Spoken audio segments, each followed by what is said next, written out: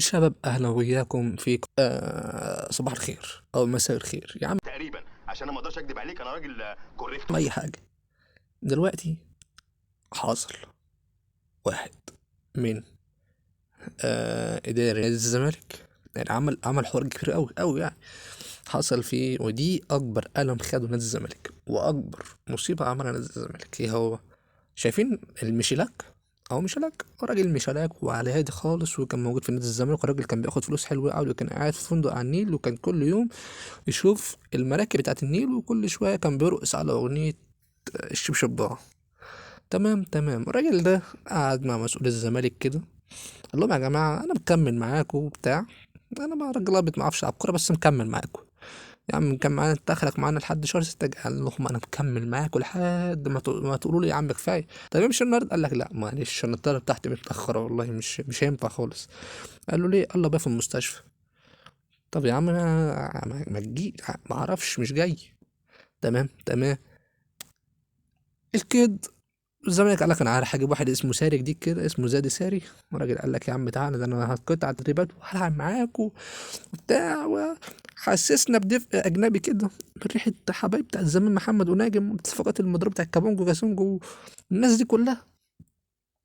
الراجل مش لاك راح قال لك انا يا باشا انا مكمل معاكم.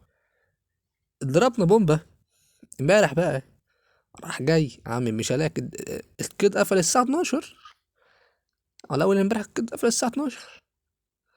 تمام تمام. وبعد كده عم ميشالاك راح فسخ العقد بثغرة محدش خد باله منها.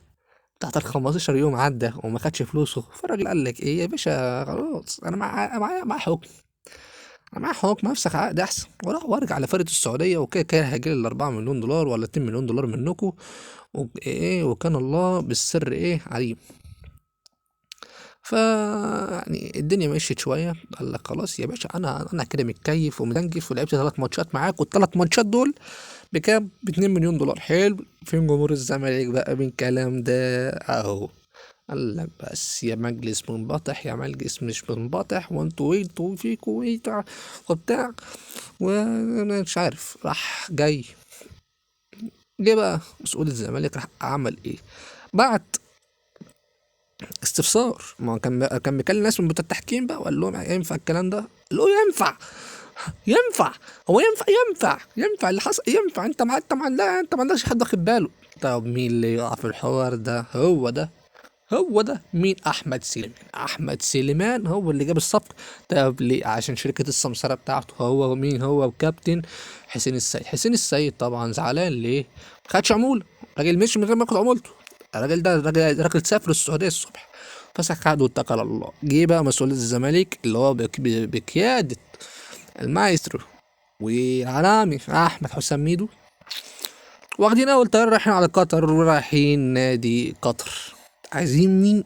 كل واحد راح لبسته شال عربي، وقال لك بس انا السر العربي اللي جايين نخلص مع احمد عبد القادر، وعايزين نوديه نادي الوحد السعودي. مين نادي الوحد السعودي ده؟ والله ما اعرف. هو اسمه الوحد الاماراتي. تمام تمام. ودى الراجل قال لك يا باشا يا تمام وهقعد معاك وبتاع. كابتن احمد يا عبد القادر احنا محتاجينك وعايزين نوديك الواحد هناك يا باشا. الراجل قال لك انا موافق.